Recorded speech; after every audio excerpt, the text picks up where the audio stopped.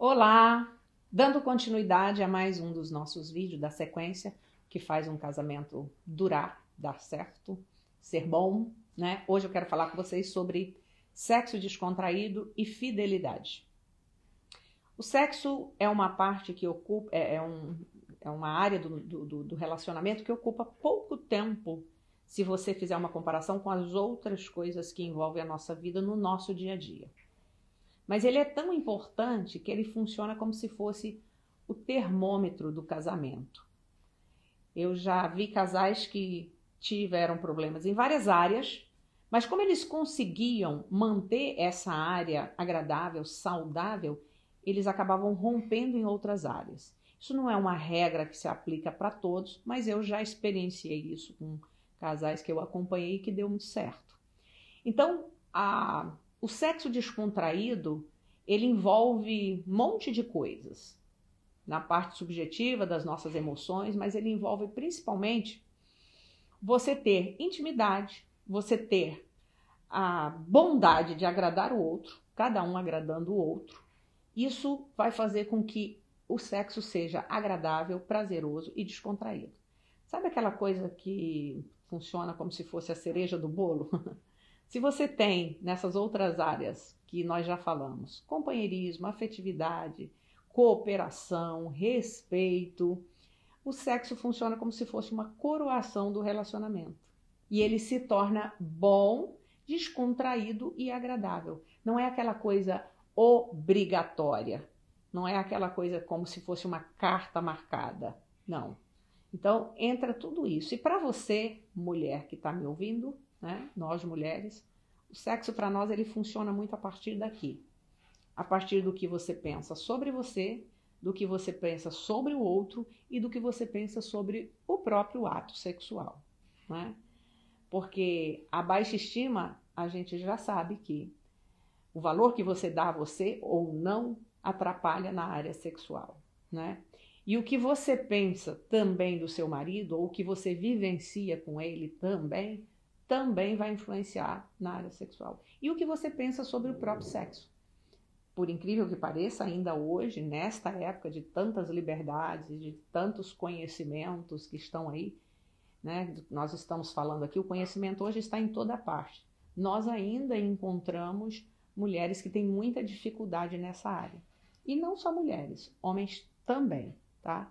Porque vem às vezes da criação, de uma criação podada, de uma criação em que o sexo era visto como pecado ou como moeda de troca. Então isso tudo influencia na forma como você vivencia essa experiência. Mas eu quero te fazer um convite e uma sugestão a ler esse livro, Sexo e Intimidade, do Dr. Ed Itt. Ele vai falar sobre esses princípios e um livro muito bom, com base também cristã e uma base científica bem embasada.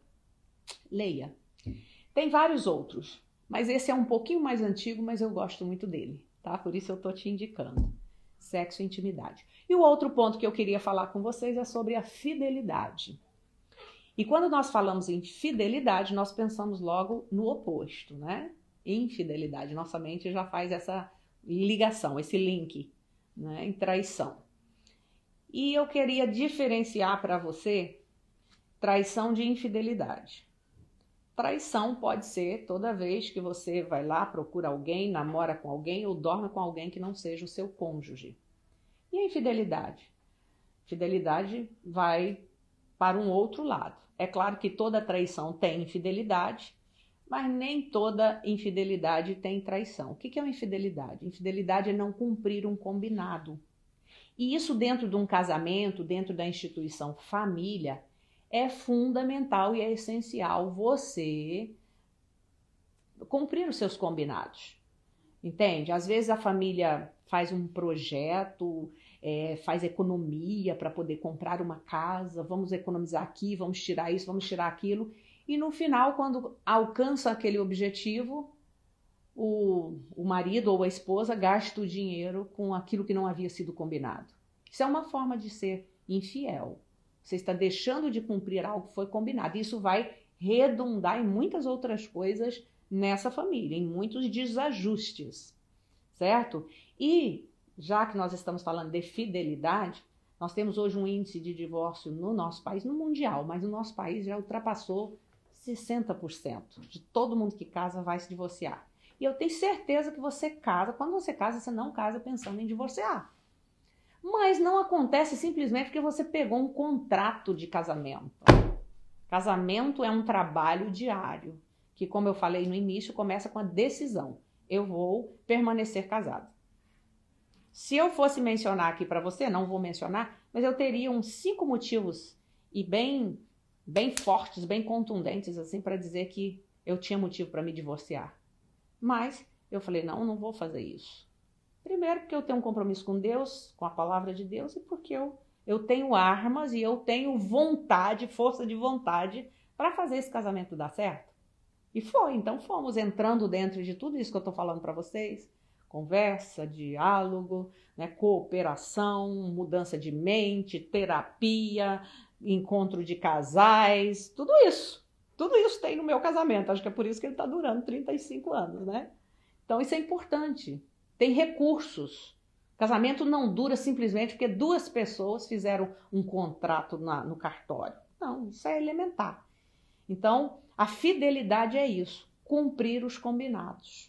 Seja em qualquer área, área de lazer, área de compra, área de educação dos filhos, área da família de origem, que na outra semana eu vou falar aqui sobre família, que isso é bem complexo, né? Isso também separa muita gente. Mas fidelidade é algo fundamental. Tenha olhos só para ele ou só para ela depois que você se casa. Fidelidade é isso. Olha bastante se você é solteiro, se você está solteiro, olha bastante para o lado, converse. Mas depois que você casou, você tem olho para uma pessoa. Você tem foco numa pessoa. Você tem compromisso com uma pessoa. Isso fecha também muitas portas para adultério, para um monte de outras questões. Ok? Então assista o nosso próximo vídeo. Será o último dessa série. Nós vamos falar sobre respeito às diferenças. Até lá!